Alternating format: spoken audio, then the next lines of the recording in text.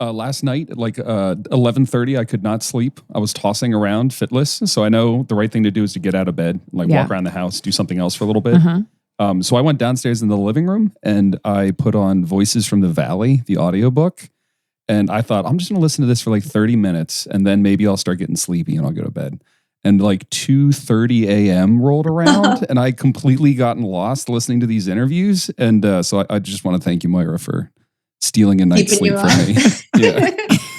Thank you so much. I've actually never listened to the audiobook. Do they do it in different voices? Yeah, they're 3 or 4 actors. Good. Okay. It's excellent. They both listened to the audiobook. I read the book. So I think it seems like we had like different experiences of it. But I did send it. I teach this class called Work and Meaning, and which I co-teach, and I sent it to my co-teacher, and we're totally teaching it in the fall. Oh, awesome. So, I'm so glad. Going on the syllabus. In truth, I just picked it up like half an hour ago and was remembering it. And it's, it'll be fun to talk about because we did spend a fair bit of time with almost all of these people. Yeah. Well, I'm so glad you liked it. It was great. This is the thing that's really creepy though. So part of my morning ritual and how I do things, I have like a copy of I buy a copy of the ebook and I listen to audiobooks and I make notes sometimes in the ebooks, but oftentimes like if I'm doing the dishes or playing video games or otherwise dissipating my attention, I will hit the automatic thing where it will Audible, the Amazon app will flag something for like a book, like a footnote, and you can go back later. And most of the time, and it's gotten better and better, it will highlight the corresponding section in the digital text. Right? And I've gotten really intense about making sure that stuff's backed up and uploaded to the cloud. Yesterday, as I was preparing the notes for this, and I don't want to read anything paranoid into it, the about 30 or 40 bookmarks that I had put on Voices from the Valley were all gone. They were all gone on every single one of the devices. They were gone from the Mobi file, and they were gone from the cloud. So I don't know why that was, but maybe it was the line about the Jeff Bezos holiday that did it. Oh yeah, I don't know, because I think this one there. I did an interview with an Amazon engineer that's not in this collection, but he does. Maybe this is what you're referring to. This cheeky Amazon engineer does reflect that. I think he describes Amazon Studios, which at the time was spending very lavishly on these various production projects, as a loss leader for Jeff's love life. Wow. God damn. That was so who knows, maybe that tripped some switch in Amazon's, actually, in my experience, incredibly sort of janky and not that functional content moderation system. Man, I thought flowers were expensive. Yeah. Jesus.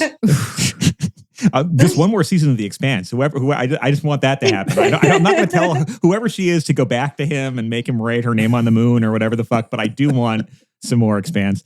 I had another left field ballpark question. I don't know baseball.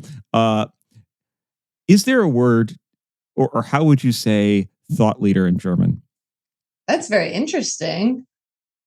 I mean, it would just be like Gedankensleiter or something, but I don't know if they say that. If anything, my guess would be that it just gets eingedeutscht or whatever, right, and people just say thought leader in English, but I don't know. So there's no Führer in there. It's not like a Denken. Okay, good. Because is it creepy sounding? I would say Leiter. My instinct is to say Leiter, but as we were talking about earlier, I'm actually an imposter cosmopolitan. I'm just an Irish Catholic kid from Brooklyn. So I learned all these languages in college and later. So I can't speak with the authority of a native speaker on that one.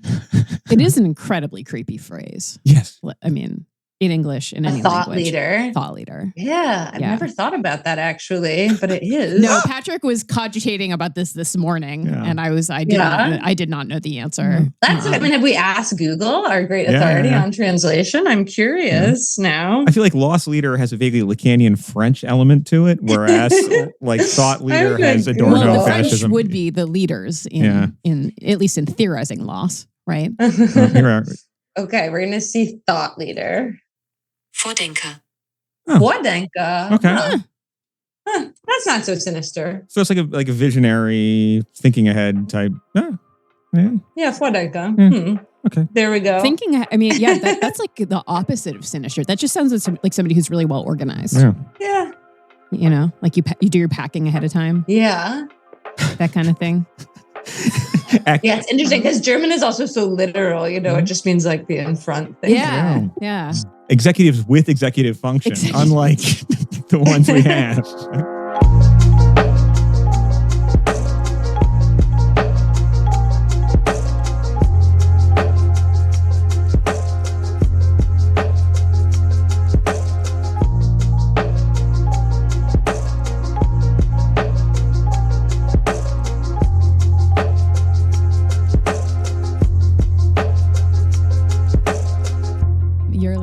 To Ordinary Unhappiness, a podcast about psychoanalysis, politics, pop culture, and the ways we suffer now.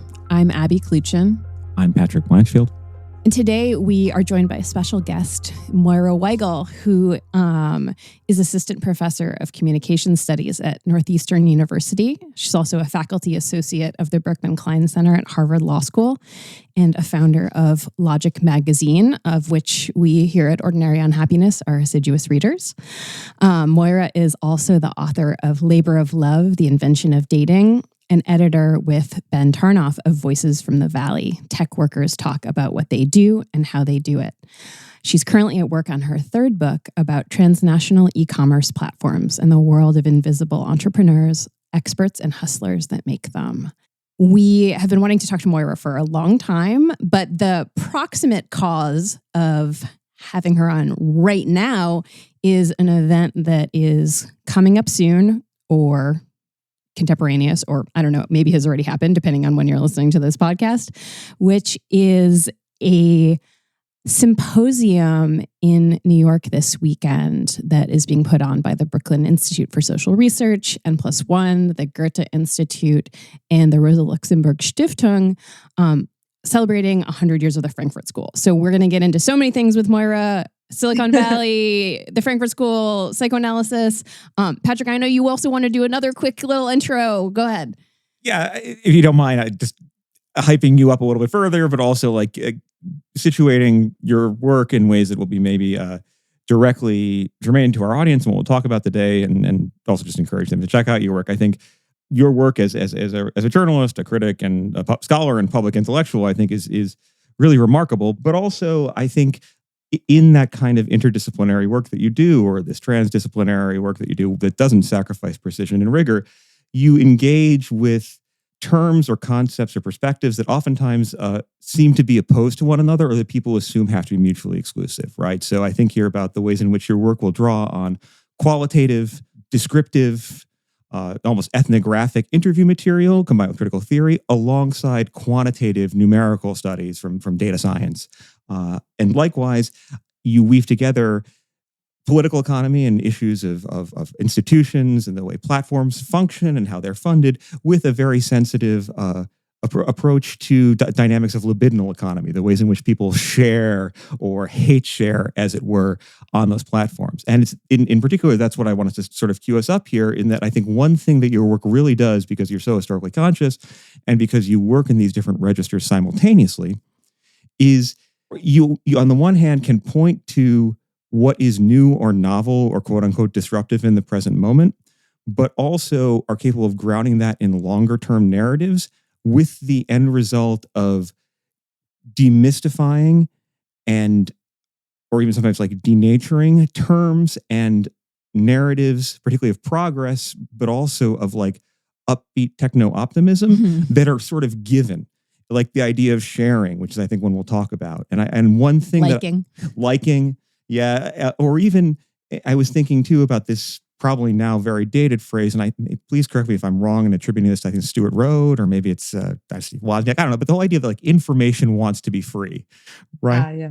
And that's one of those things I remember hearing when I was first learning like logo writer or something. And it sounded so goddamn cool. Like all these hackers were just going to help liberate information. But now looking back on it with a kind of psychoanalytic lens, I realized, well, I've never met information, right? I don't know what neuroses or complex information has, but more than anything else, information isn't a thing. Or if it is a thing, it's not a thing that wants anything. It's an inert concept. And when we say information wants to be free, what we're actually doing is sort of politically, but also aspirationally on the level of fantasy, articulating what we want information to be, or what we would like information to be. In other words, we're kind of dealing with what I think a more critical psychoanalytic eye or critical theory eye or any of the different lenses you bring to bear would talk about in terms of registers of knowledge or power or desire or fantasy and disillusionment. And it's with that in mind that I think we're really excited to talk to you about all your work and to go in whatever directions you want, but also have some questions for you too. So thank you so much for being here. Thank you so much. I'm really touched by the introduction. I think, I've worked on a lot of different things and it doesn't always cohere at the time. I think we've all been living through a sort of chaotic and bewildering political time for the past maybe 10 years. I don't know exactly how to periodize it. But so it's really, I am touched to hear you bring that level of coherence to my work. So thank you. I wanted to see if we could do a little ground clearing first, because we want to touch on a lot of things, but we do want to start with the Frankfurt School, and we will certainly have listeners who are like steeped in like Adorno and Benjamin and Marcuse, and we're also going to have listeners who are like, tell us about what this thing is. So I'm going to lay that task at your doorstep, if that's okay with you, Moira, and ask two things. One, can you tell us a little bit about what the Frankfurt School was? So that's the first part. But then what drew you to the work of this, very 20th century intellectual movement, and how does it inform what you do now on contemporary topics and cultural forms? Thanks so much. I'll do my best with the first question. I feel like I always have trouble scoping answers to questions like that, but I'll do my best with the first answer. And then the second, I think it's a question of how far down the rabbit hole we want to go. The Frankfurt School is a term that people use to refer to this collection of thinkers, most of them German Jews, who gathered around a new institute called the Institut für Sozialforschung, or the Institute for Social Research in Frankfurt in Germany, in the 1920s and early 1930s. Some of the hits that folks may have read in college, depending what they study, come from Theodor Adorno and Max Horkheimer's collaboration, The Dialectic of Enlightenment. I feel as if, if one read for any kind of literature or media degree or art degree, probably you were made to read Walter Benjamin's essay on the work of art in the age of its mechanical reproducibility. At least once over the course of college. Benjamin was not an official member of the Frankfurt School. But anyway, the term refers to this collection of thinkers who gather around this institute, financed by an heir. I forget where the Weigel family fortune came from, but by a wealthy young intellectual called Felix Weigel, that gathered with the ambition of bringing together a few different intellectual traditions and strains to interpret the character and pathologies of modernity in the 1920s and 1930s. And I think there are different members who all have their own exact influences, but the most important project of the Frankfurt School, or what is important for me, is the way that they brought together research in sociology, sort of derived from Karl Marx and Max Weber and Georg Simmel, with psychoanalysis, sort of Freudian psychoanalysis, and also a fair bit of German idealism, sort of influence of Hegel and Kant too, to try to interpret modernity and its sort of crisis and chaos in the 1920s and 1930s. Pretty shortly after Hitler came to power, the members of the Institute fled Germany. They went to Switzerland and France and England for a time. Basically, most of them landed at Columbia University in the United States, or in and around New York and the tri-state area during the war. And the reason I want to stress this is because I think, in a sense, the Frankfurt School as this one coherent entity is, in a sense, if not an American invention, certainly a transatlantic invention of the war period. Mm-hmm. Many of them then are enlisted in the sort of U.S. war effort against fascism, and a lot of the most canonical texts of the Frankfurt School are the ones that have been most important for me, emerge out of this period where Adorno and Horkheimer and later Marcuse, also slightly maybe less well-known figures like Norbert Guterman and Leo Löwenthal are working on propaganda and ideology from the United States. For instance, Theodor Adorno works on this, what's called the Princeton Radio Research Project, funded by the Rockefeller Institute in the 1940s, listening to radio transcripts of demagogues, including, it's not Father Coughlin. He publishes a book on Martin Luther Thomas. Sorry, he doesn't publish it during his lifetime. He does a whole bunch of analyses under the auspices of the U.S. concern about fascist propaganda, Adorno, and then also these other figures I mentioned, Norbert Guterman and Leo Löwenthal, produce these analyses of radio and the role of mass media in creating fascism or consolidating fascism. In connection with the American Jewish Council, I think it's AJC, Max Horkheimer, who's sort of the director, is a writer and intellectual, but also serves as the one who's organized and the director of the Institute a lot of the time, commissions a series of studies that are called the Studies in Prejudice, one of which, the Authoritarian Personality Study, which comes out in 1950, became extremely influential and famous. But basically, the Frankfurt School refers to this collection of thinkers who are trained in different disciplines, philosophy, psychoanalysis, sociology, who come together to try to bring those critical paradigms together into a kind of fusion that's capable of cognizing the pathologies of modern life. They go through this phase in the United States during World War II, where they're heavily engaged in U.S. propaganda research that has very direct lines of connection to the later history of multimedia and Silicon Valley digital media that we could talk about. After the war, some of them stay in the United States, some of them go back to Germany. Max Horkheimer and Adorno go back to Frankfurt to reconstitute the Institute for Social Research, have an interesting history there. They reconstitute the Institute in Frankfurt, have a complex and very strained and basically adversarial relationship eventually with the student left in Germany by the 1960s.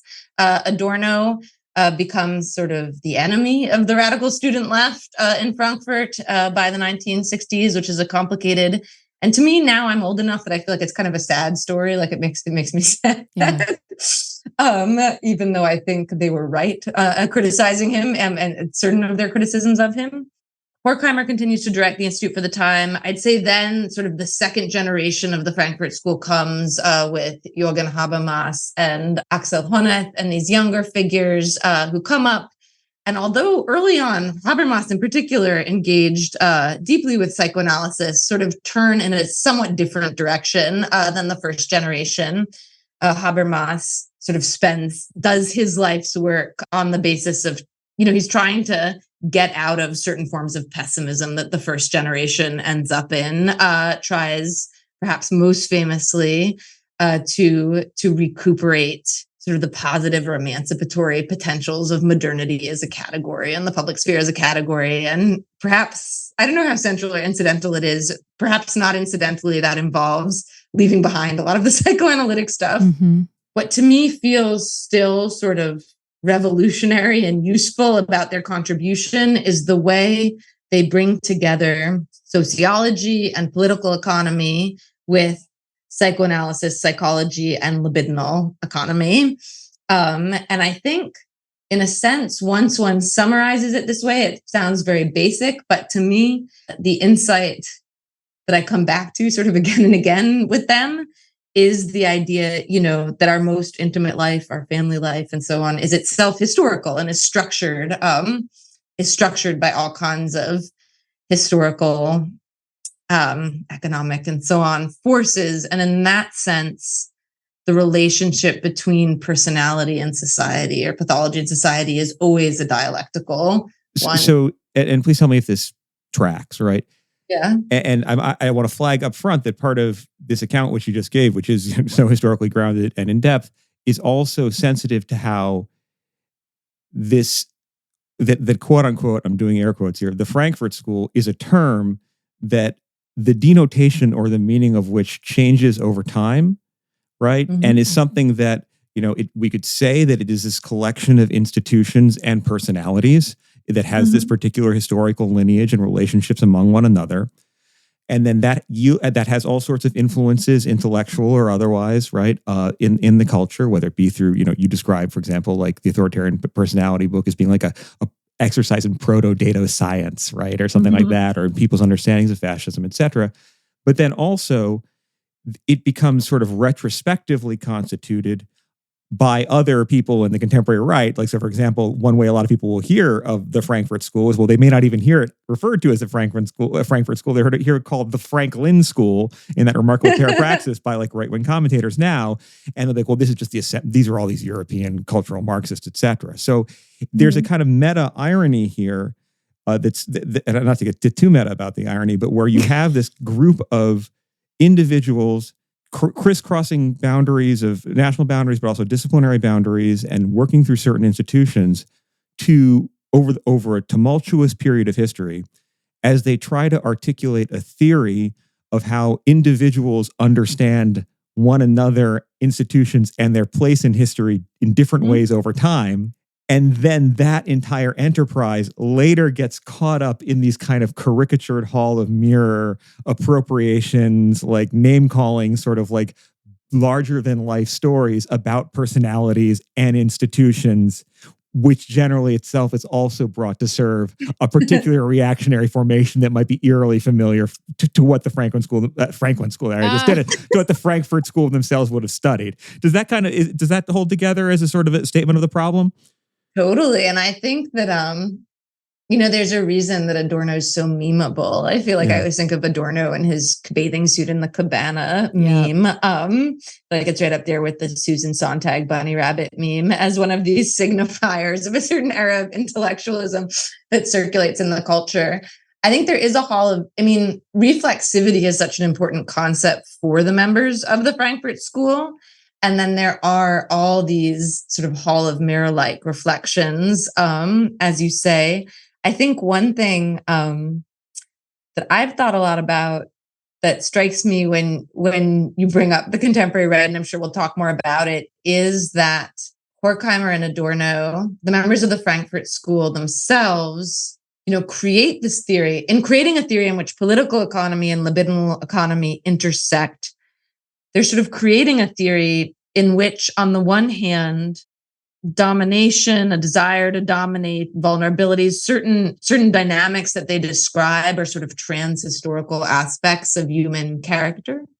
And then at the same time, they're creating a theory that's very specifically grounded in the specifics of sort of early 20th century history. And that tension between God, I feel like a reactionary myself talking about the human, but something that might be part of the human, more or less universally or trans-historically, with particular historical conditions is like a theme of their work. And then it's also something that I think comes up when they're invoked now because there are ways, as you're saying, and I'm sure we'll talk more about it, that they still really matter for the right, but what is the right talking about when they talk about the Frankfurt or Franklin School, not the texts of Adorno, I think, not mostly.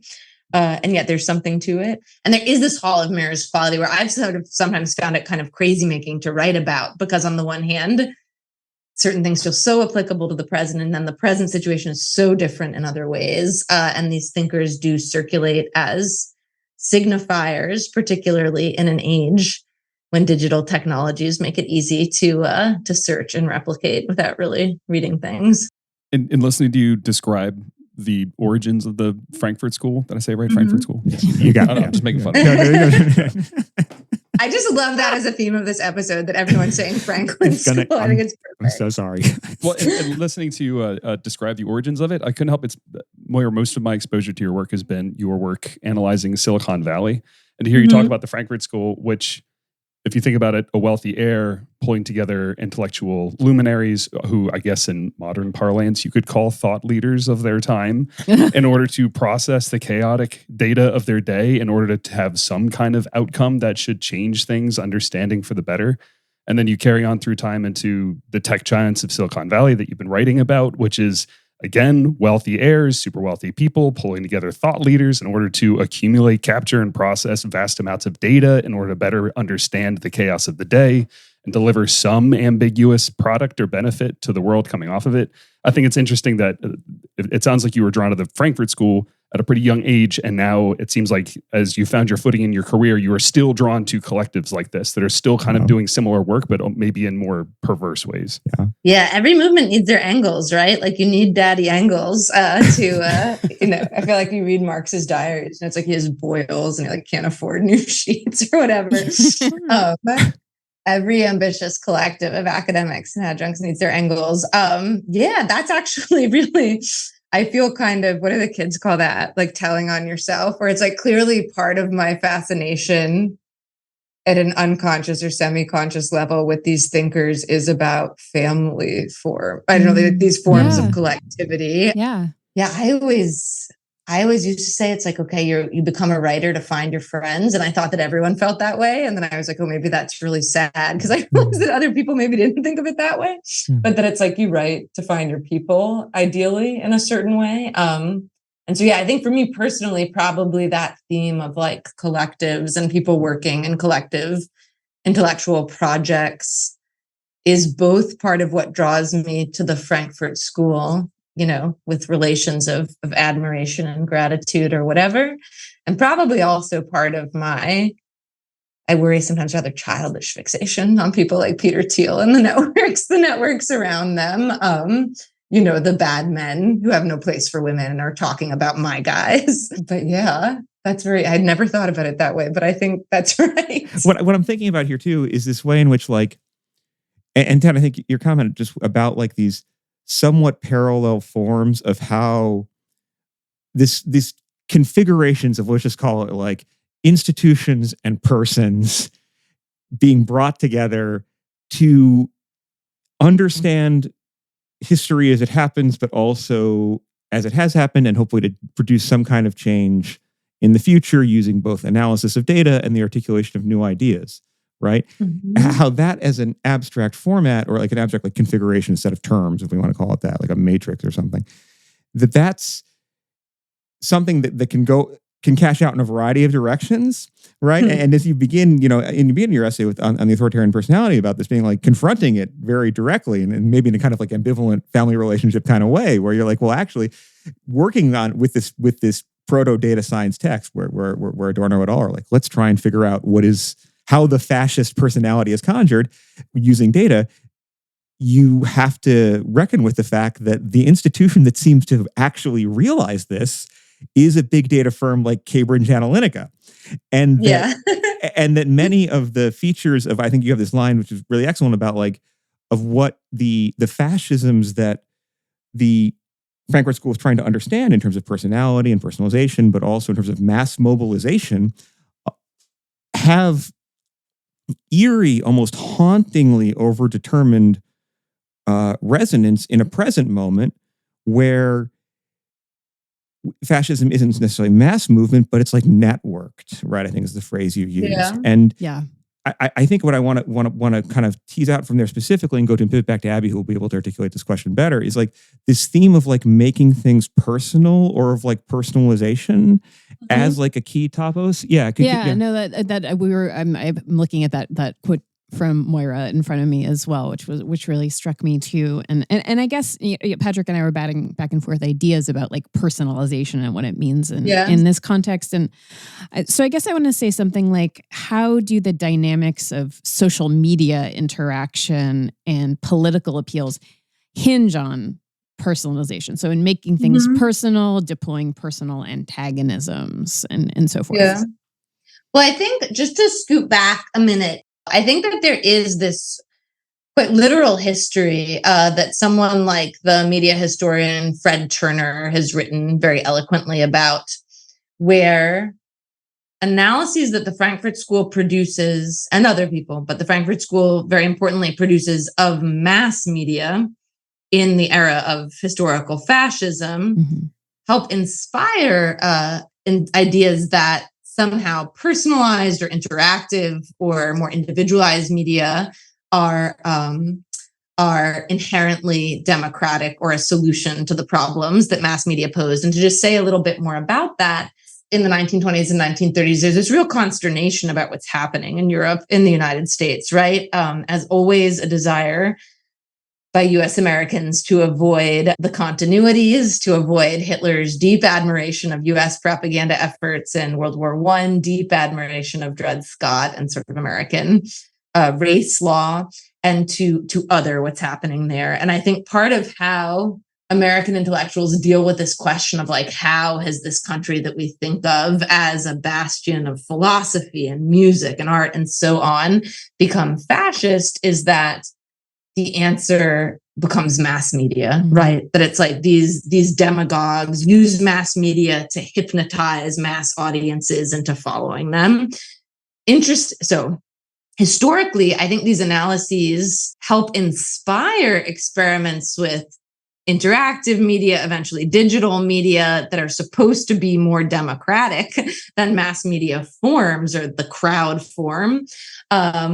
Ironically, what was striking me, even as I summarize that, is that I think the ways that people talk about, how Germans became Nazis because the radio or because of Leni Riefenstahl movies in the New York Times in the 1930s is extremely similar to how they talk about, why white working class people are becoming Trumpists. I mean, there's so many scare quotes and my hands are just flying everywhere if people could see me. But it's very similar to the discourse about algorithms and platforms today, where there's this sort of what communication scholars call a media effects or hypodermic needle theory, where it's like, my uncle was a nice guy until he saw this QAnon meme on Instagram and now he's a fascist or whatever. And I think, so anyway, there's a historical trajectory that connects the critique of mass media to optimism about digital media and interactive media.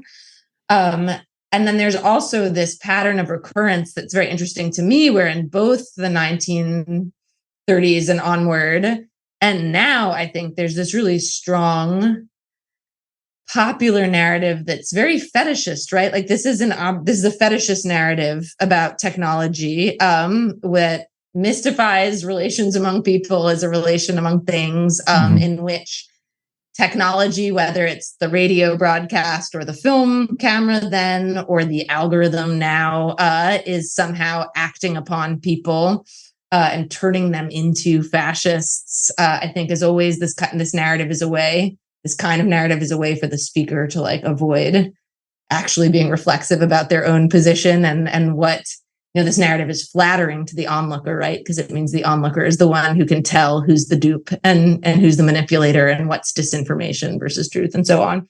And when you say that about continuity, and maybe this is very Frankfurt school of me, but what strikes me is that on the one hand, there's this literal historical continuity where worries that mass media are creating fascists, partly fueled by the pop reception of Frankfurt School work, help inspire folks in the 1960s and onward to develop this sort of countercultural idea of multimedia that's very influential on Silicon Valley later on, very directly influential on why someone like Mark Zuckerberg will talk about sharing, making the world more open and connected in this way that feels very 60s.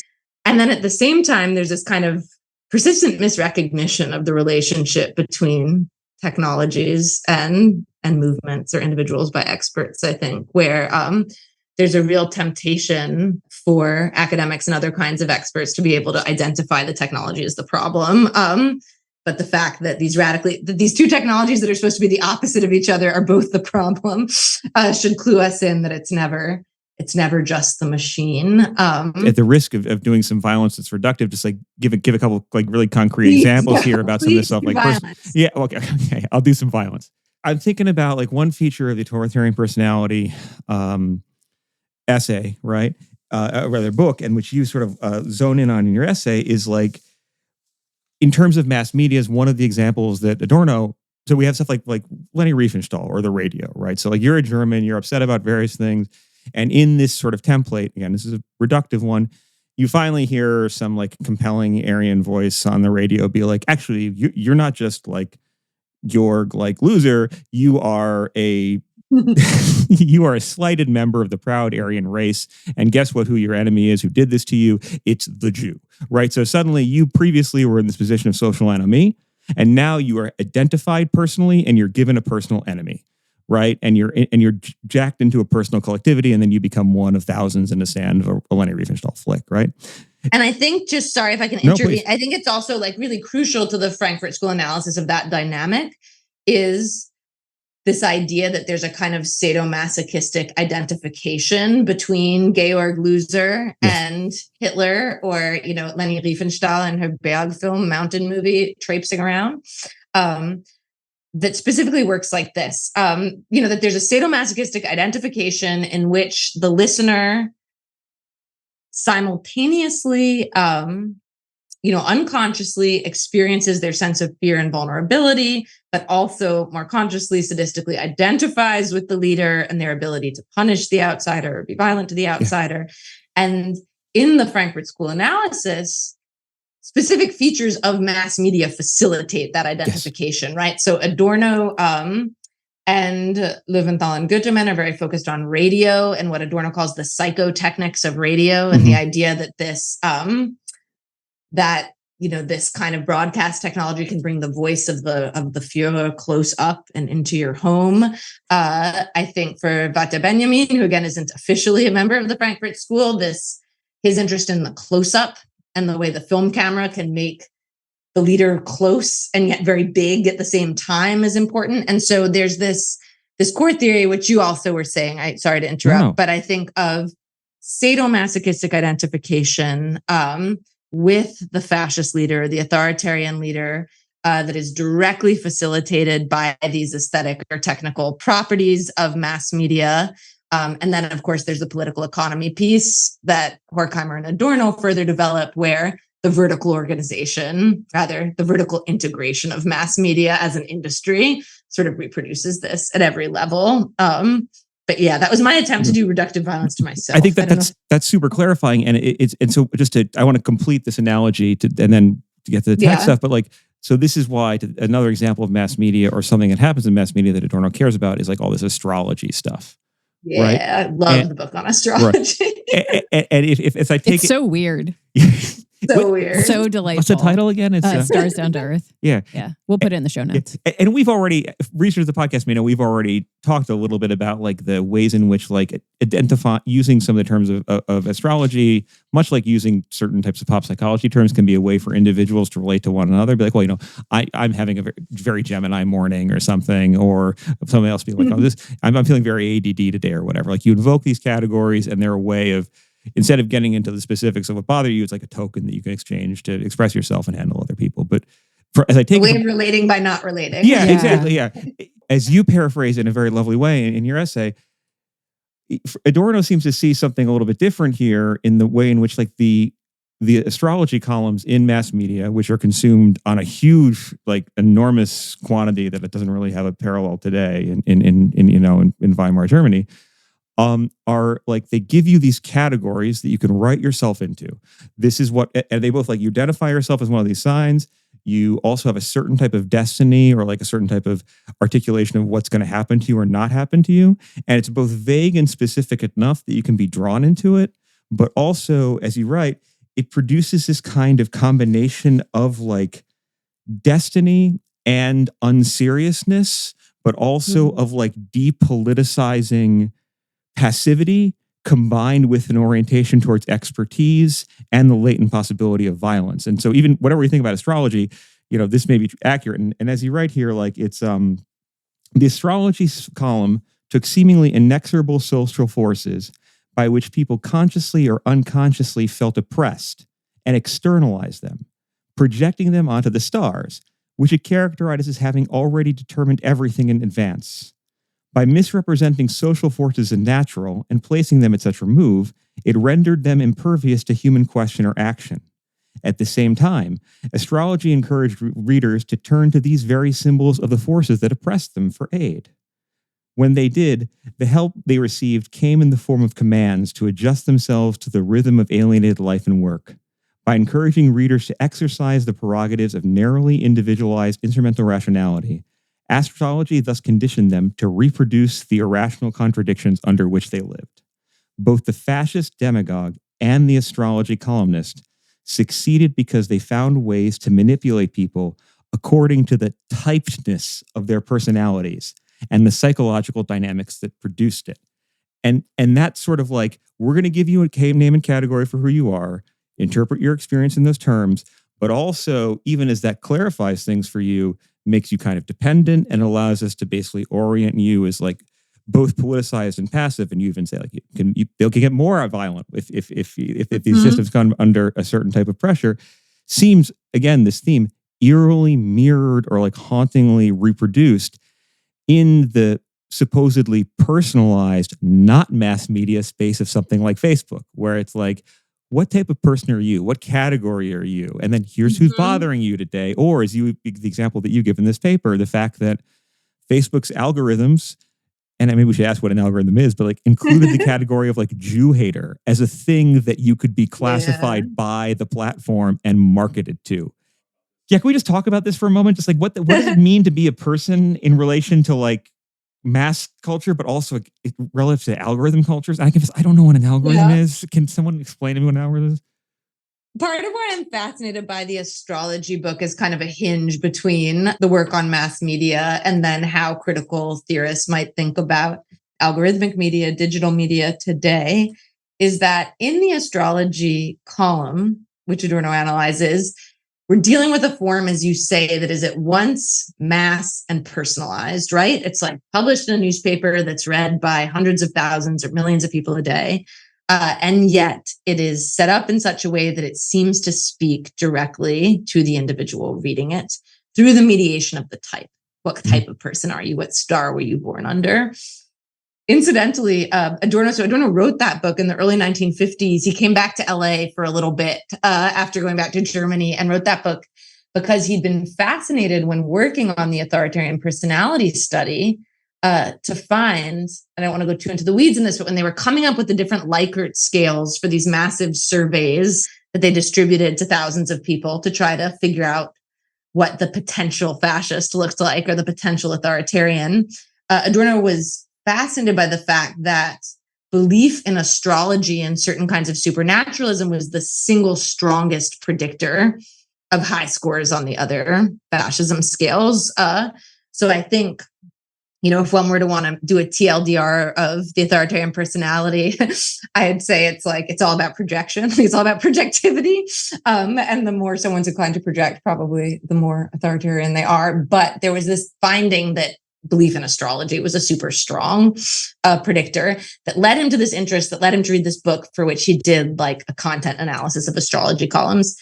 I think the form of the astrology column, and I think you're absolutely right that it shares this in common with the sort of pop psychology kind of advice, is that it is at once mass and personalized. And therefore, importantly, for Adorno, I think importantly for me anyway, gives the individual reader the possibility to exert some kind of agency, but it's a very constrained agency. So it's like, if you're this kind of person, you should take a risk between 3 and 5 p.m. or whatever it is. And so there's this possibility. It's a kind of interactive medium, the astrology column. And I think in a way we could talk about the user of a column rather than Yeah. I think that's right. So I'm interested in thinking about the astrology or pop psychology column as like a proto algorithmic or proto interactive version of this. I think the other really important paradox in terms of how it manifests in social media personalization, I think it is an authentic dialectical tension, is this, right? So social media both they both are and are not more democratic than what came before them.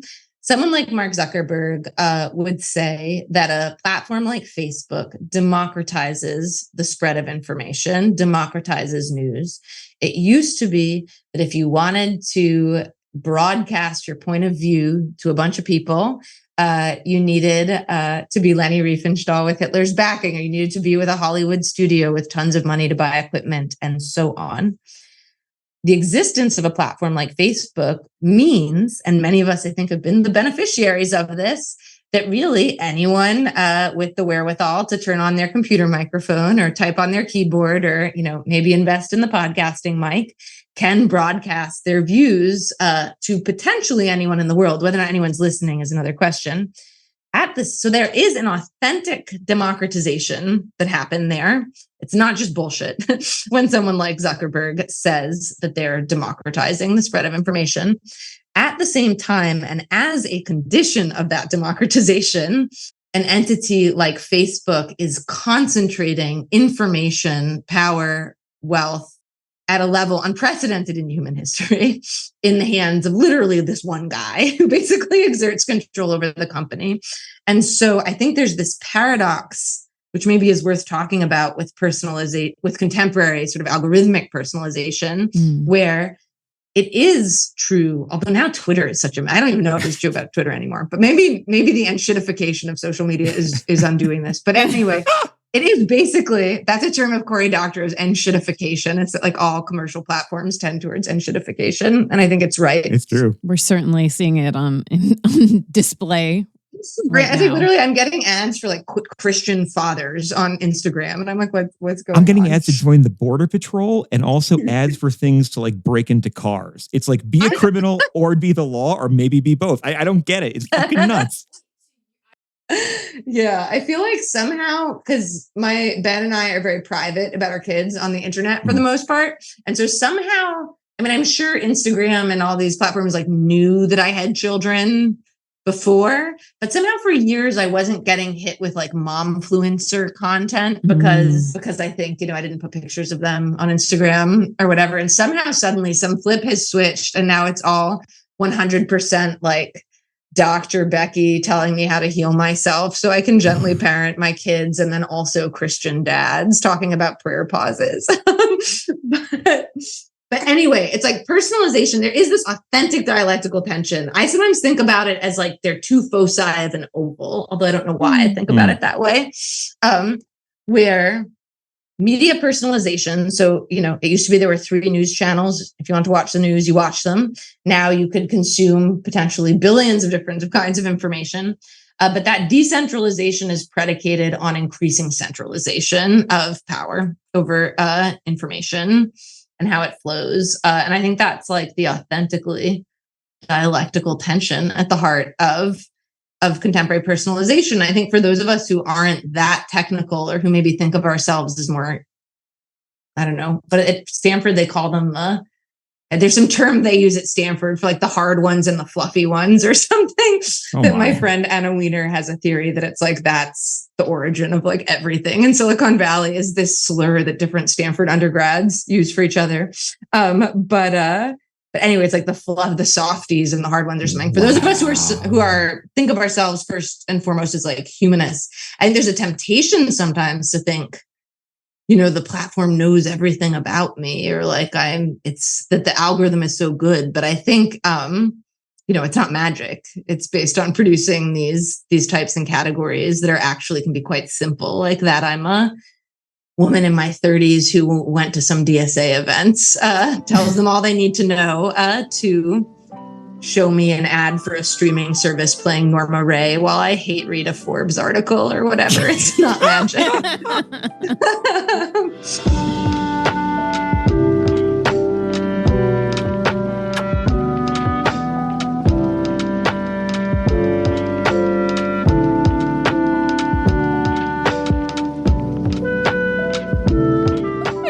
That's a pretty good segue to turn to your recent book, co-authored with Ben Tarnoff, Voices from the Valley. And we have many questions about it, but since on Ordinary Unhappiness, we are obviously very focused on psychoanalysis, we wanted to start with the figure that you start with, which is, the founder, or, if we're talking about like types or categories, like this could be elided sometimes into like the tech overlord, and we've already invoked many of them today. But so in In the book, you explore how in Silicon Valley, the idea of being a founder has a kind of cult status and certainly like an enormous amount of cachet, right? And so I'm going to quote you for a moment. So Moira says, quote, "Starting a business is seen as the highest form of human achievement. Most startups fail, of course. For the founder, however, failure is never a source of shame. Rather, there's something ennobling about it." Close quote.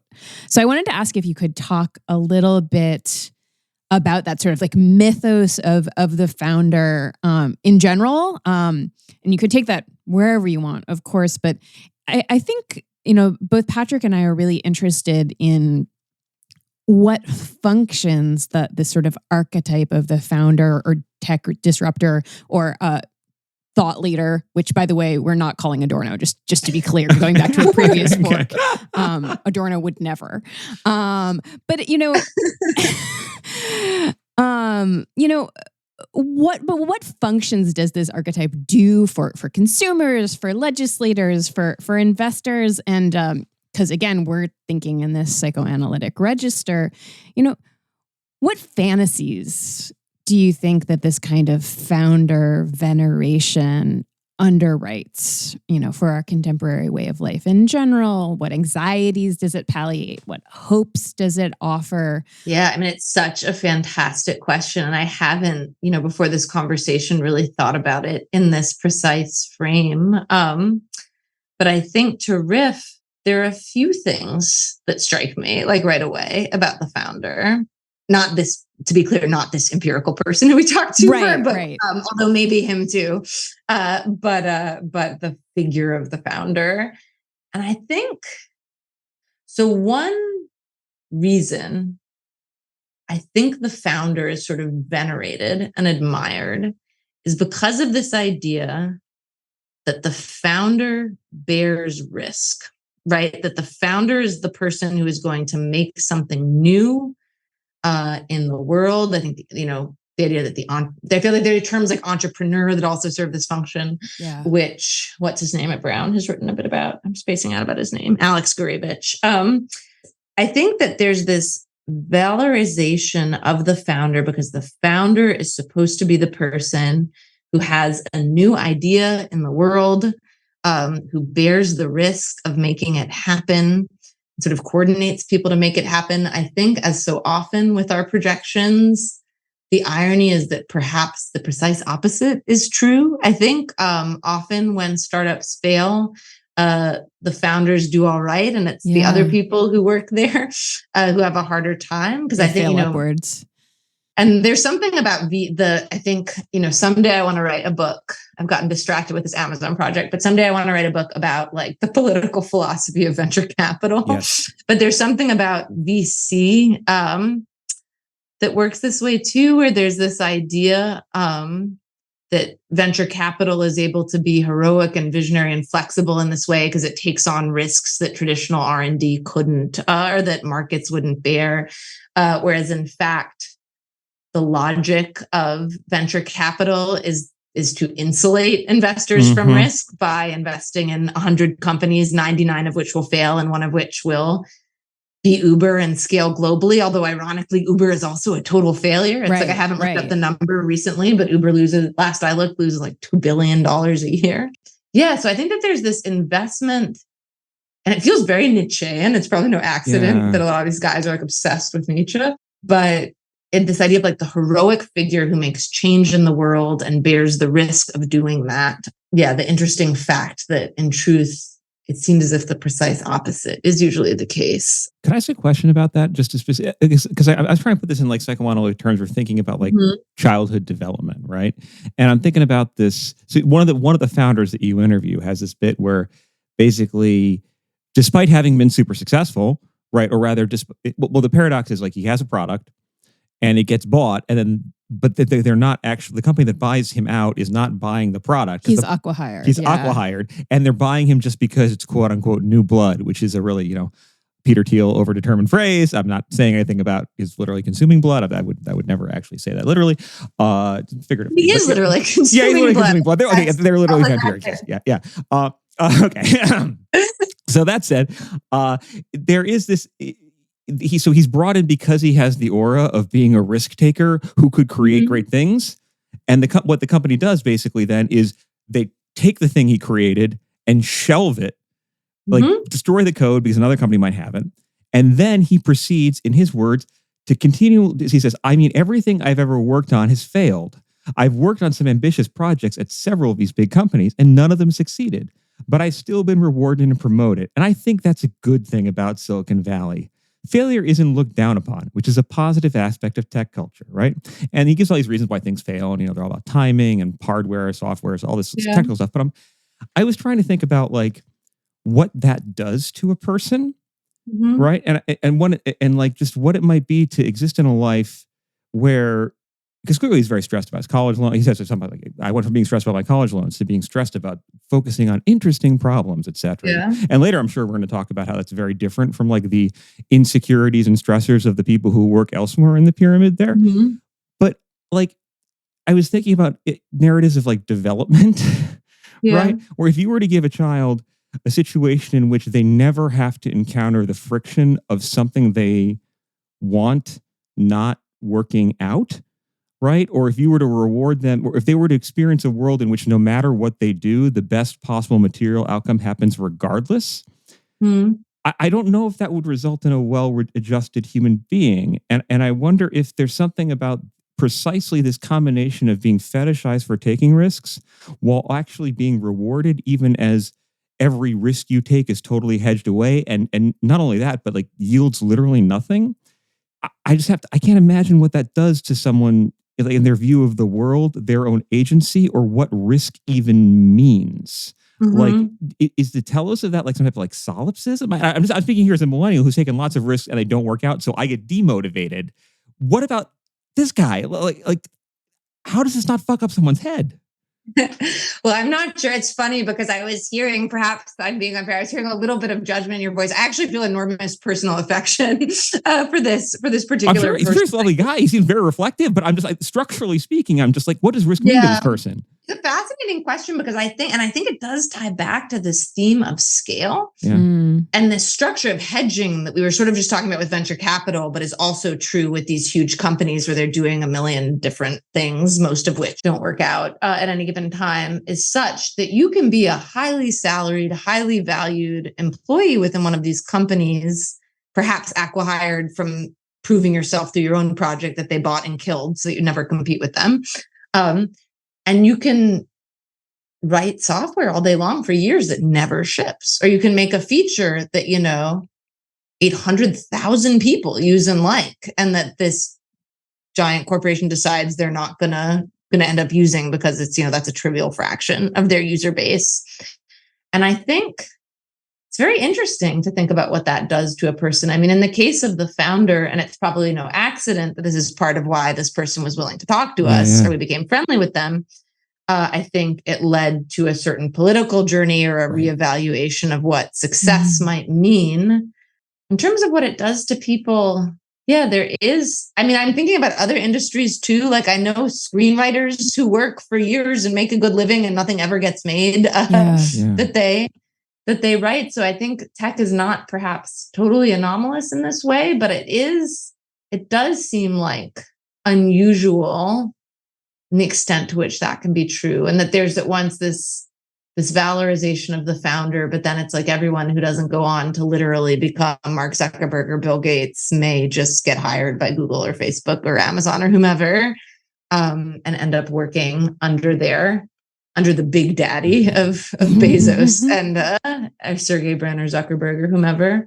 Yeah, I think that I was really compelled in this particular individual by a sense of kind of melancholy and uncertainty that it opened up for them, that then did lead them, as they talk about, I think, toward the end of the interview, to get involved in certain political projects, or now, again, I can't say who it is or what they work on now, but they're doing something very different now, to work on other kinds of things. And that was very striking. Just one thing about the book and how it came about, I think Ben and I happened partly just like by chance, although not entirely by chance, but to sort of become very involved. They're sort of fellow travelers with this tech worker movement in 2017 or so. which I did some writing on. Ben has written about from within the tech industry. Everyone always forgets this about Ben, but he's primarily a full-time employee at a tech company. I was really struck by how many people I met who had become politically active in some way, who, first of all, were almost all in their late 20s or early 30s. And maybe it's just that that's how old I was, but I actually came to think there was something about that age where like you've been out of college for a while, maybe you drank the Kool-Aid, that, you know, a venture-backed startup was the best way to make a positive difference in the world. And then by 28, you've like seen that not work out a few times. You've seen how there's no way you're going to be able to afford to marry and have kids in San Francisco. You've stepped over homeless people on the way to Twitter headquarters, whatever it is. There's this kind of disillusionment that seemed to set in for the key figures of this movement at that age. And it was multifactorial. There were a lot of things. But I think it also, I at least came to think from talking to a lot of people who'd been on journeys kind of like this founder, that there was something about them that had led them to originally have faith in the idea that a venture-backed startup out of Stanford was the best way to change the world, and then had been disappointed, led to their political activism. It was like that failure was itself politicizing in a productive way for some of them. I mean, I think just to contextualize personally, like as an East Coast intellectual, like I moved to San Francisco kind of by accident because of my partner Ben's work in 2015. And it's very easy to come in and listen to people talk about wanting to change the world and to be kind of an asshole about it. Oh, you were an idiot to ever think that. But I don't know, over time, getting to know people in this movement, I think I came to take it more earnestly, or to be really struck by the sincerity of that activism that had driven them early on, and that then kind of got disillusioned and produced these new political possibilities. So anyway, sorry, those are just some reflections. That's great. Well taken. It really comes through in the, I went into it because I don't feel like techno optimism has ever been like accessible to me as a mode of being. And so I came into it ready to be like, all right, let's get through the founder thing, because I don't believe in, in any of that and I found it actually so poignant. And like there's this sense of like real like anomie and of like the narrative of politicization makes a lot of sense. But I guess, what am I trying to say? Something like from outside Silicon Valley, although as a person who spends a lot of time in the Bay Area, but is like a humanist, I'm very used to in the academy, what I would think of as like STEM folks, or, think outside as tech types, kind of being like, well, what you do is this thing that's really soft. It's not technical. Maybe it's kind of fluffy or wishy-washy. And I guess I always think like, oh, okay, like part of being a humanist, or somebody who has lives a scholarly life, is a real comfort with like ambiguity, and it's not all about metrics and hitting targets and all of that. And then when we get this narrative of like, oh, this person has made a lot of money, they've had an enormous amount of options, but also, it's all been in some ways so nebulous in this way that I don't at all associate with people who work with things that at least are narrativized as concrete and real, which is like, that's the power of that kind of story, I suppose. I should say my own 2 cents. I just remembered they call them fuzzies at Stanford. Fuzzies. Yeah. Yeah. I should say, like, I want to sort of revise what I said earlier, particularly because if this person is listening. I actually found myself part of that intensity there. I wasn't moralizing against him per se, right? Because I actually found a lot of aspects of his story profoundly moving and very resonant with some stuff of my own sort of situation, like this like. And in some ways, I should, so like the bits about him just having an immigrant parent, right? Or his being unable, his parents just not understanding what he does, right? And in some ways, perhaps even some of the rancor that I directed, it misdirected at this person who was a character in the book, right, maps onto the luck of the draw that I, initially chose to move into an institution, namely academia, which wasn't working, right? And in which, like, my parents were like, well, just why not take your resume to the local college and see if they're hiring? I'm like, no, there are no jobs, and also that's how campus security gets called on you, right? That's not. So it's like a different version of your parents don't understand what you do, except it's instead of making money, you get debt, right? But the thing is, I think. And I think that the journey to politicization is not one that people get politicized for different reasons. And I don't feel it's my job or our job to be like, this is a wrong way to be politicized. But people have to be 100% like politically pure in some sense all along, right? Nor still to like turn people away by being smug about it. But I do think that what I was also thinking about in the backdrop here, and what I was trying to sort of think about in terms of this system of incentives and the insulation of privilege, right? Once acquired in the situation as opposed to being native. Is the way in which you could have, in the case of these larger than life tech figures, right, a kind of overlap between the cultural valorization of like, this person is success. They are the future. They represent our hope. And if you have any skepticism about their products, it's because you don't believe in the future and the human spirit. Like, all the sci-fi novels are all about like the human spirit. In the end, that's how we defeat the aliens. Like, they may be a millennium like more advanced than us, but we have that plucky fucking human spirit, right? And so we all just watched Independence Day. but like somehow if I'm like, well, I'm like, Elon Musk's cars kill lots of people, and like they're bombs. Like, well, how dare you offend the human spirit, right? But that's what I'm thinking about there on that macro level, though, right? Is with a figure, and I am thinking about Musk, but I'm also thinking about Bezos and some of these other ones, right? Where it's like the amount of things that Elon Musk has promised that he will do and deliver, and that have come to nothing, right? Whether it be bringing water to all the homes in Flint, to uploading our consciousness to the cloud, etc. Like, it's pure like faith-based creedal appeals. These things don't materialize. They feel almost craven in the hopes and fears that it's really back in that like fascist strongman mode, right? We're going to give you a destiny. We're going to save you. Also, coincidentally, his politics go that way too. But that as opposed to it being an environment where he's like retained by the company because he has the aura of potentially being creative, and at least, if he got hired by someone else, it would be bad, right? He's rewarded within that structure. Here we have like a person who's the most wealthy person in the world. Right. So there's something about the way in which the tech founder represents like this built-in success, nothing succeeding like success on the part of people who who aren't just like producing things that get shelved or producing things that get like superseded, but actively doing harm while still being sort of this object of hagiographic praise and veneration. Yeah, that's I think the thing that I wonder about. And I don't know of any other industry that quite resembles that. There are these dynamics of identification between the founder who starts, who, as Peter Thiel once disparagingly called Hulk Hogan, is just a single-digit millionaire, and a figure like Mark Zuckerberg, where, every founder who goes through Y Combinator or one of these accelerators is encouraged to think of themselves as potentially the next Bill Gates or the next Mark Zuckerberg or whoever it is.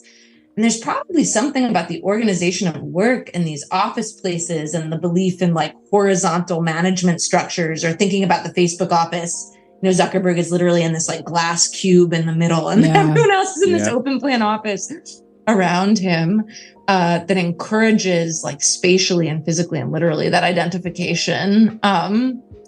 So I think there is, and that brings me back, I think it's not a thread we should go down, but to like the 60s counterculture ethos that sort of permeates tech work in a certain way, like these ideas about flat organizational structures and community and so on. I think it encourages everyone to think of themselves as the next, as a Bezos in waiting.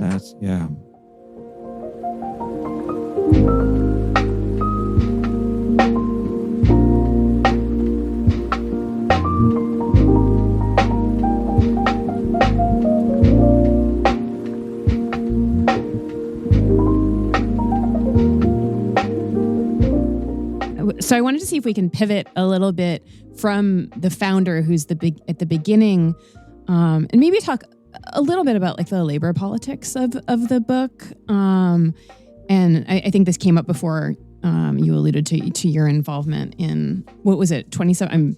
I'm looking at so many pages of notes right now. I think it's 2014 when Tech Workers Coalition was co-founded, and then for whatever reasons, I'm sure solipsistic or personal to me, I always think of the start date as right before the Trump inauguration. There was this protest at Palantir organized by TWC that got a lot of media coverage. So, and I think the Trump era had a lot to do with it, the takeoff of this movement. So mid 2010s, let's say. Okay, let's say mid 2010s. But so, I mean, something that in my view, and I was saying, I'm totally going to teach this book, in a class where we'll start probably talking about alienated labor,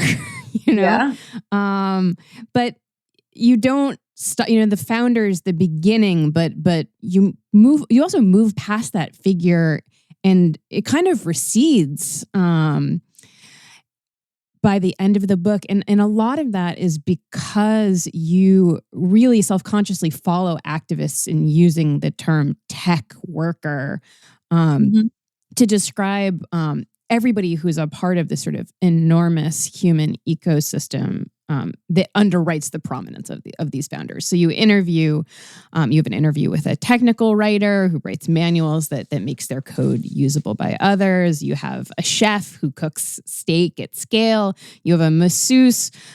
I loved the chapter about the masseuse. I'm going to finish my question, but I just want to say I loved that chapter. But this masseuse who's trying to repair the repetitive stress injuries and the rock-like shoulders and whatnot. The texture of this book, is it really in showcasing all of these different tech workers. You reveal this world that's really different from the sort of C-suite Silicon Valley imaginary that I think gets very effectively disseminated elsewhere in the country. So this is a world that's characterized by temporary employment, by really stark differences in racial and gender representation. So there's a lot of skepticism also. It's not just this sort of unalloyed techno optimism that, even from the beginning, it's like that idea has fallen right from the beginning. Mm-hmm. So I guess I want to ask you a little bit about what inspired this project, and what you found throughout the course of doing these interviews. Yeah. So as I mentioned, Ben and I were living in the Bay Area in the mid-2010s. Ben was working at a tech company. I was trying and failing to write my dissertation, doing various things to avoid writing my dissertation. So this phrase tech worker had been coined and had come out of, to my knowledge, I think I'm cited on Wikipedia on this, so I hope it's true, by a woman called Rachel Melendez, who was a former cafeteria worker at one of the big campuses and ended up working for Unite Here as an organizer. And a tech worker called Matt Schaefer, who I think came to know her through community organizing. Rachel had been trying to get engineers or white collar workers who worked at tech firms to support this Fair Hotels pledge, by not using certain hotels for conferences that were bad to unionize labor. They came together and formed this organization called Tech Workers Coalition, which really took off after the Trump election for reasons we could talk about. I think this idea of the tech worker was a new one to both me and Ben, this term when we first encountered it. And it's funny, I should ask him. I don't know how Ben first heard about these folks, whether it was through work or what. I remember there was it was a couple days before the Trump inauguration in 2017, when this group was going to do an action in Palo Alto, and Ben couldn't go because he had a real job. And so he said, could you go to Palo Alto and see what's going on with these folks? And so I did. And I met them and they were great. And they sort of became the center of our life in a lot of ways in San Francisco for the next year or so, along with Logic Magazine. But I think this idea of the tech worker, this phrase, which Rachel and others invented, was like a provocation, clearly. And the meaning of that provocation, or the import of that provocation, was to say that everyone who works in the tech industry, the tech industry is an industry, sort of the radical idea that the tech industry was an industry, and that everyone who worked in it was a tech worker, and that there was a way in which coverage of Silicon Valley, both hagiographic and critical, actually, was always just about the CEOs or the C-suite, or maybe, those goofy white guys from Harvard and Stanford who had on tap kombucha and kale in their cafeteria and massage therapists on site. And Rachel used to say this. I remember the first time she said this to me, or I heard her say it to a group of us. She said, if you just count the people who are there, Facebook is the largest group of people at Facebook is Latino women. There are, 3 to 4 service workers in Silicon Valley for every white collar engineer who gets written about in an either hagiographic or condescending profile about kale. And I should say, I think the journalistic coverage has gotten a lot better since the mid 2010s. But anyway, I think this idea of the tech worker was supposed to catalyze awareness of this entire class of people who are almost never represented, and also of their points of commonality with the higher paid either contract workers or the full-time employees in these firms. And so it was a provocation. I think it's no accident that a lot of the leaders of this movement were people of color and women of color, and that there were certain points of contact among. There are certain sources of ways that people could identify with one another across class differences as a result of that. But anyway, I think it's like this idea of the tech worker was supposed to make people think different about Silicon Valley firms. One thing I could say here, just in terms of your work, right, and this is stuff I'm afraid for reasons of time we probably won't be able to get into, right, but is one of the most powerful parts for me reading the Voices from the Valley bit was the testimonials from workers, like tech workers, working, in what you might call food services or technical writing labor, et cetera, realizing that theirs was a position of very different risks from sort of the fantasy of risk, but also a very real shared precarity, and that produced possibilities of solidarity and recognition among them. And I think that was such a remarkable theme, and it speaks to the work you've done with Logic, and even the gesture that you make in the book, where it's like, well, we all live in the Valley, whether we like it or not. Like the map of the Silicon Valley, like the map is the territory is much smaller than the digital map that sort of interpolates all of us. Was remarkable to me, because I to go back to the Frankfurt School, as we sort of move towards closer on this, like I don't associate reading the Frankfurt School with hope per se. No, right. And there were things that were hopeful in Voice from the Valley, among other things, like the data scientist guy being like, AI isn't going to take us over. Don't worry, it's just another stick. Right. That was very reassuring to me. I found that so reassuring. Yeah, it was very, very helpful. People need to, if listeners please buy this, but it was also like this idea. And again, I could spend another hour talking with you about your stuff about like hate sharing, or like the ways in which basically negative affects intensify online, and how this thing sharing, which seems good, actually is a way for people to basically do the context collapse thing, where they're like, nice story about this thing, but what about like violence in Chicago? Why aren't you talking about that when they are all about loving violence in Chicago and couldn't give a shit? So like this way in which like the worst impulses of citationality and of derailing happen, and as you empirically show, like intensify on these spaces. And so much of what a lot of other tech journalism does, and from like, I think some of my experiences of it, is like, oh, the internet's a giant hate machine, and this is a terrible, like, quote unquote neo-feudal space, and everything is just getting worse. But then, and like I'm sucked into it, even if I'm a refusenik, or like because like the Ring cameras, etc., or because Prime Day is happening today, and I can't afford things otherwise. That is Prime Day. Yeah, it is Prime Day. It is Prime Day. Two Prime Days too. But it is this like contra that. What underwrites the entire project, as I take it, and what it's populated with, are examples of people actually finding solidarity. Like the food services worker being like, well, actually, I just learned that the majority of people at Google are temps, right? Or these hacker types showed up. Or contractors. Contractors, yeah. Or with VCT, vendor contractor temporaries, right?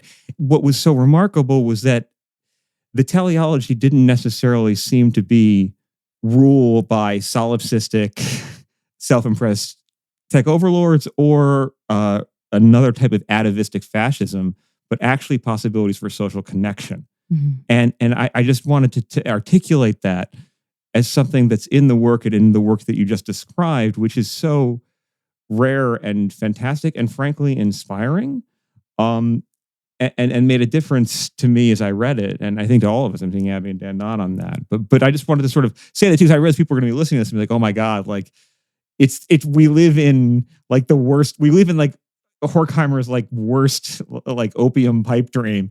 He's having a very bad trip, but instead, like there are actually some possibilities for variation, and if anything, detecting the continuities allows us to perceive new ways out. Maybe. Yeah, I hope so. I think that it's like, utopias and dystopias are always false, right? It's like the techno-utopianism was false. I think in the past 5 years, there's been this like tech critical turn where I think I joke, I actually have a whole shelf on my bookshelf where it's like there was a whole generation of books about founders that was like, they're such geniuses.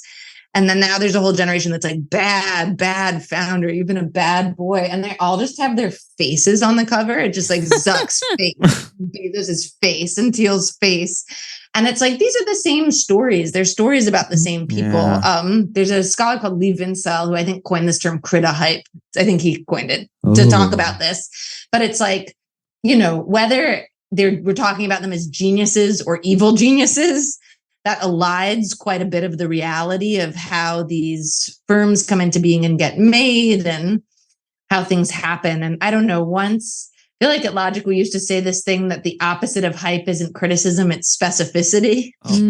Nice. And that it's like when you go into, in the case of Voices from the Valley, the real workplace, and go into these daily interactions that people have. Now, I think post-COVID, there's a whole different situation with tech organizing, which we won't get into because of the remote workplace. But what you find is very different from either the utopian or the entirely dystopian narrative. And there's plenty to be horrified about. Don't get me wrong. But I guess we try to keep faith that by leaning into the specificity of these interactions and experiences and building new kinds of collectivities, that there is something a bit more optimistic than Adorno in 1954 saying that the astrology column makes it clear that all Americans are just total fascists or whatever it might be. And I think both of those things come through really beautifully in the book. I just enjoyed it so much. Thank you. I always figured no one read it. Thank you. I wanted to ask, can you tell our listeners a little bit about Logic, how it came into being, what it's all about? Yeah, for sure. So Logic is a nonprofit foundation, primarily publishes a magazine that a group of us started talking about in 2016. I think Ben and I were living in Silicon Valley. We had some other friends living there, and we would talk all the time about our sense that we wanted a place that could have these discussions about technology and what it was really like, that were a bit closer to the industry, closer to the machine, and also not split between what we used to call the sycophants and the scolds, that they were sort of the West Coast outlets like TechCrunch that were just like Xeroxing PR statements from firms. And then there was, like John Franzen in the New York Review of Books or Zadie Smith being like, your Facebook friends are not your real friend, are not friends or whatever.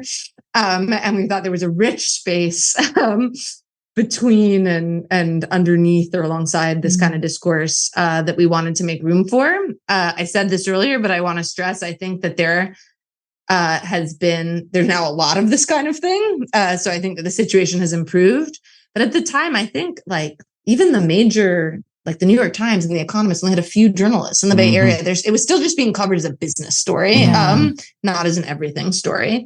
And so we wanted to start this magazine. We'd had a bunch of conversations about this with our friends, Jim and Krista and Xiaowei, and also Anna Weiner, who ended up not being in the founders, but who named the magazine and was central to those early conversations. And I always laugh because we put our kind of manifesto online in October 2016 and couldn't have anticipated the kinds of, frankly, as someone with a bunch of white working class Trump voting relatives, I was less shocked, I think, than maybe some people about November 2016. But I think we couldn't have anticipated the kind of reaction that the Trump election would get in the press and in the tech industry and so on, or this movement that would take off in its aftermath. But so we started the magazine in late 2016. But I always remember as like a pivotal moment that our friend Anna Weiner had written this amazing story that then became the basis of her book, Uncanny Valley, about her time working in the industry. And Nikhil Sabal from M+1 was in town in the Bay Area, and we were doing like a reading from this M+1 issue with Anna. And Anna's story was so popular. I think I remember correctly. I think it broke the M+1 site because it was so viral when it came out. That might be false, but it was widely shared. And I had written some like sad critical essay on slow cinema, and Nikhil was in town, so we had to go through this humiliating spectacle of me reading from my essay along with Anna reading from her amazing story. But I remember it was a Friday night, and Anna was going to be reading from Uncanny Valley, and we were at this bookstore called Green Apple Books in the Park, which is not that central in San Francisco. And it was a Friday night, and it was like packed. It was like standing room only, super sweaty, people going out the back door wanting to hear Anna read, not me to read about cinema. But I remember in that moment that for us felt like a kind of proof of concept that we're like, actually, there are like a ton of people who work in this industry who are interested in reading thoughtful but non-condescending and engaged representations of it. So anyway, we started it in 2016. This tech worker movement really grew in late 2016 and early 2017. And I feel like we became sort of fellow travelers with it. Although I think every person involved in Logic had a somewhat different relationship to that. We published a magazine 3 times a year for a number of years. And then just recently, sort of leadership of the magazine has transferred, and it's in a kind of new chapter as Logic's, being headed by Khadija Abdurrahman, who's based in New York. Anyway, I could tell the story of that, but it's in a sort of new incarnation now. But we really wanted to create a space and bring together people in the tech industry who didn't think of themselves as writers necessarily, with activists and academics and scholars and writers thinking about this space to describe it in a way that was neither utopian nor dystopian, but felt closer to the reality of it. So it's a very digressive answer. No, it's such a great masthead, and its new incarnation, the masthead's also amazing. And I'm hoping that we can have some of these people on in the future. And also, I realize we've kept a lot of this conversation centered around the Frankfurt School, but there's so much else in your work, which is already psychoanalytic, but there's so much else in your work, whether it be on dating or about right-wing sort of affects, that I feel like we have only barely scratched the surface, and that hopefully we could have you on. Links to some of it in some of your writing in the show notes for our listeners. Thank you. Yeah. Moira, before we go, if our listeners want to learn more about union organizing in tech, what groups or stories should they follow? I think one place that comes to mind is that there's a website called collectiveaction.tech that was founded by a group of folks. Some of them had been involved in TWC, some who came in from other places, but that is a repository that I think should be up to date of different collective actions in the industry that also offers a way of getting in touch with some of the organizers. So that would be where I'd send folks first. If people want to follow you on social media or keep track of your writing or the like, where should they go for that? I'm sorry to say that the best place at the moment is probably twitter.com. I tweet as @Moira G. Weigel. I have a personal website that I'm in the process of redesigning that isn't up at the moment, or Google will turn up my faculty page, which also has writing on it. But I've had my head down deep in this new project, so I feel as if I haven't been writing much at all. But twitter.com, I'm sorry to say. Fantastic. Thank you so much. This has been just like such a pleasure to revisit some of your writing, to read some of it that I hadn't encountered before, and just to, I know there's like dialectics running through all of it, but really it has been like such a pleasure to spend my weekend like immersed in your writing. Oh, thank you so much. Yeah, no, this is so much fun. Thanks so much for listening, folks. We will be back next week. In the meantime, just a note to say that Ordinary Unhappiness is ad-free because we are supported by our Patreon community. To support us on Patreon, you can go to patreon.com/ordinaryunhappiness. And also, please rate and review us on whatever podcast platform you're listening to this on. Thank you so much, folks.